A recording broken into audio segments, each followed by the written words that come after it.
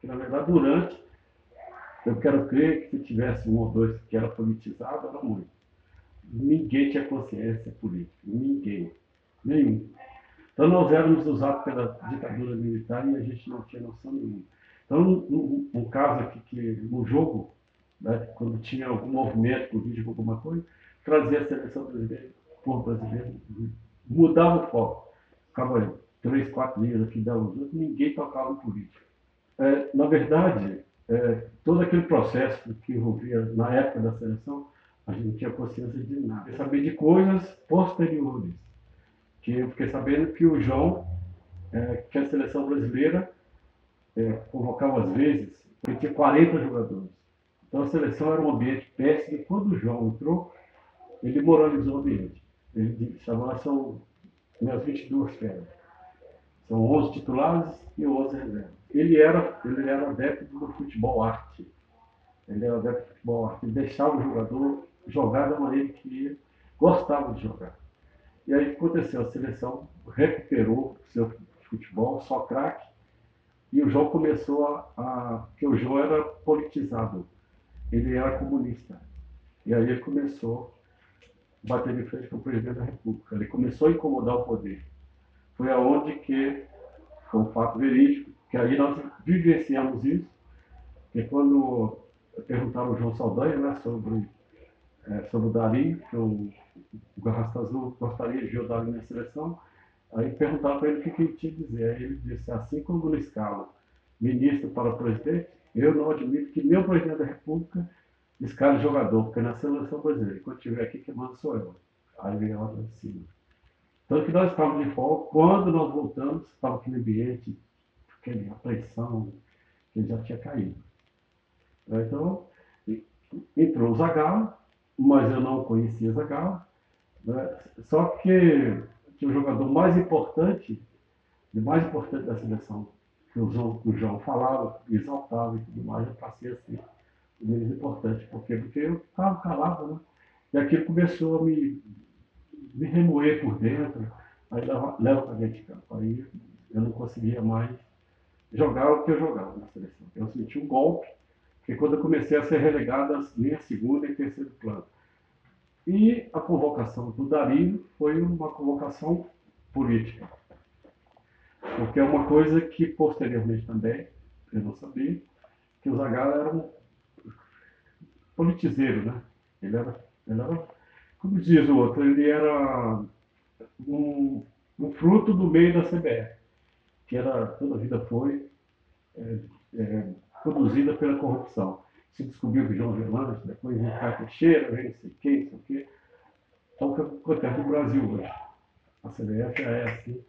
E é, a seleção brasileira era, na época, conduzida só por militares. Tanto que a preparação física da seleção brasileira foi toda produzida no forte, né? Camerino, Carlos Alberto Parreira, Cláudio Coutinho, Camerino, todos eles do Exército. Então toda a preparação física foi feita lá na URCA, no Exército. Então, e tinha o supervisor da seleção brasileira, se não me engano, o Almirante, Heleno Nunes, não. Sei que o supervisor da seleção também era do Exército, do Exército. Porque houve um fato, né? Um fato verídico, que esse aí foi visível, que na Copa de 70, quando eu fui cortado, teve uma mini Copa em 72, aqui no Brasil. E eu novamente fui colocado. E aí, como sempre, eu já sabia que punha outro, não jogava. E aí, eu tinha um repórter da Itatiaia, na época, que Paulo Roberto Costa chegou para mim e me viu no cantinho. Ele me falou, pô, você tem que pôr a boca do mundo e isso. Ah, meu Deus do céu. Aí cai na bobagem, porque eu toda a vida fui, né? É perto polêmica, né? Nunca vi envolvido em. Aí falou isso, falou aquilo. Sempre fui muito discreto, né? E aí, é, fala isso, fala aquilo, não sei o que. Ele chegou, então tá. Na hora eu falei, não sei para que me convoca, não sei, pôs a boca no mundo. No outro dia estava nas primeiras páginas do Jornal do Brasil inteiro, de seu pé de dispensa da seleção. E aí me chamam para conversar. O Zagallo e esse supervisor da seleção, que era do Exército também. Aí o Zagallo fala, não, você me desculpe, que agora eu vou te dar mais atenção,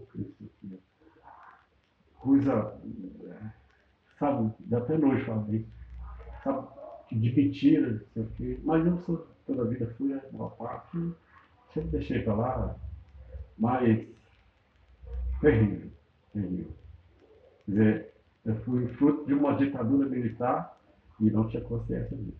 Falam muito até uma. Eu sempre que tenho oportunidade, eu sempre falo porque são injustiças que às vezes se cometem. Aí falam que o Dari foi colocado no meu lugar. Não foi. O Dari não foi colocado no meu lugar, mesmo porque eu não era centroavante. O Dari era centroavante. O Dario, né, que peço todo respeito, eu sei, tenho por ele, é um rapaz que tem uma admiração muito grande pelo tudo que aconteceu na vida dele, mas ele não foi convocado, ele foi convocado pela ditadura militar, não foi o Zagallo que convocou ele, tá? Foi o Raspazunetti que convocou. Então, mas o Dario tem os méritos dele, né? Em termos políticos, nada, absolutamente nada. A gente não tocava nem em assunto de política, estritamente de futebol. Tudo que aconteceu, conscientização que eu tive, política, que aconteceu isso, que aconteceu, ficou posto. Mas durante aquele período de futebol, nada, nada. Fiquei sabendo, então, por exemplo, o Médici era apaixonado por futebol. E todo jogo da seleção brasileira estava lá assistindo, assim, no vestiário, cumprimentar, não sei o quê. E posteriormente que eu fiquei sabendo, nem tinha consciência de que foi um dos mais rígidos da ditadura militar. Né? Foi uma ditadura mais, ele não tinha consciência. A gente gostava de jogar, igual acho que a pessoa fala isso, gostava de jogar bola, gostava de jogar futebol. Então a gente não em momento algum me senti, como eu disse, né? Depois que parei, que tive assim, algum esclarecimento político e tal, é que eu tomei consciência, mas assim, eu fui usado no momento em que eu fui cortado. Ali era o dedo da ditadura militar.